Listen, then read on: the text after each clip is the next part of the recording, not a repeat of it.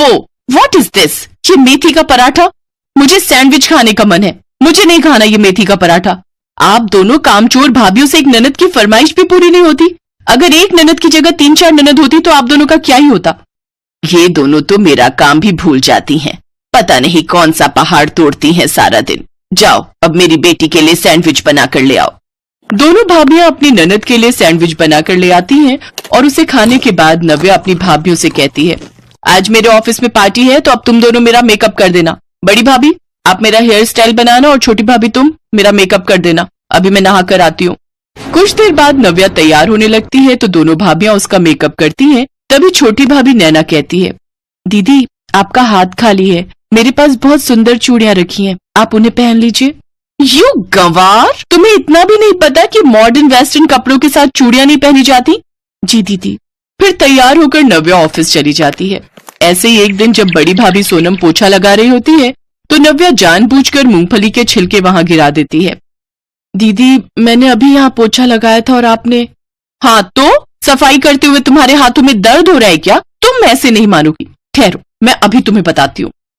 नव्या अपनी बड़ी भाभी सोनम का हाथ मरोड़ देती है। दीदी दीदी बहुत दर्द हो रहा है, छोड़िए मुझे। ये बहुएं तो मेरी बेटी को परेशान ही करती रहती हैं। अरे एक बार और फर्श को घिस लेती तो तेरा क्या जाता। लेकिन नव्या बेटी तू परेशान मत हो, तुझे बहुत जल्द इन दोनों से छुटकारा मिल जाएगा। वो कैसे? तेरे लिए बहुत बड़े घर का रिश्ता आया है, ये देख लड़के की फोटो। नैतिक की फोटो देखते ही पहली ही नजर में वो नव्या को पसंद आ जाता है। फिर 2 महीने बाद उसकी शादी नैतिक से हो जाती है।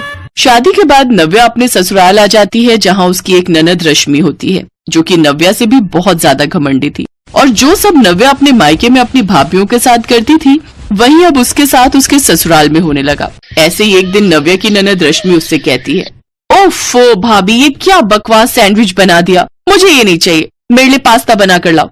अब जल्दी जाओ या हाथ पांव टूट गए। लेकिन दीदी मैंने इतनी मेहनत से सैंडविच बनाई है। हाँ तो मेरी बेटी का पास्ता खाने का मन है, उसे नहीं खानी तेरी ये बेकार सी सैंडविच। नव्या उसके लिए पास्ता बनाकर लाती है। कुछ देर बाद रश्मि का कॉफी पीने का मन होता है तो वो उसे कॉफी बनाने को कहती है। लेकिन जब रश्मि वो कॉफी पीती है तो उस कप को रश्मि जमीन पर फेंक देती है और चिल्लाते हुए कहती है, क्या घटिया कॉफी बनाई है आपने, अपने मायके से कुछ सीख कर नहीं आई हो क्या? चलो जाओ और अब मेरी सैंडल लेकर और मुझे पहनाओ, और हाँ उससे पहले यहाँ पोछा लगा दो। इसके बाद नव्या वो सब काम करती है लेकिन उसके साथ ही उसे मायके में अपनी भाभियों के साथ अपना किया हुआ बर्ताव भी याद आ रहा था। अब वो घर का सारा काम अकेले ही करती, साथ ही अपनी ननद के सारे नखरे भी सहती। अब उसे अपने मायके की बहुत याद आने लगी। एक रोज, अरे तुम दोनों आओ आओ, वैसे आज यहाँ कैसे आना हुआ?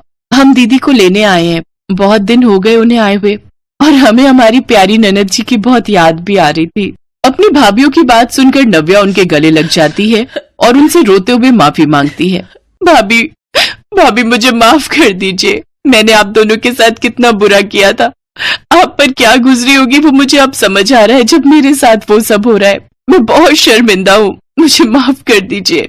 आपको अपनी गलती का एहसास हो गया, यही हमारे लिए काफी है दीदी। हाँ अब तो हम बस यही चाहते हैं कि आप अपने ससुराल में सबसे मिलजुल कर और खुशी खुशी रहें। उन सबकी बातें सुनकर रश्मि और उसकी माँ को भी अपनी गलती का एहसास होता है और वो भी नव्या से माफी मांगती है। इसके बाद नव्या अपनी भाभियों के साथ कुछ दिन के लिए मायके आ जाती है जहाँ वो उनके साथ खुशी खुशी रहने लगती है।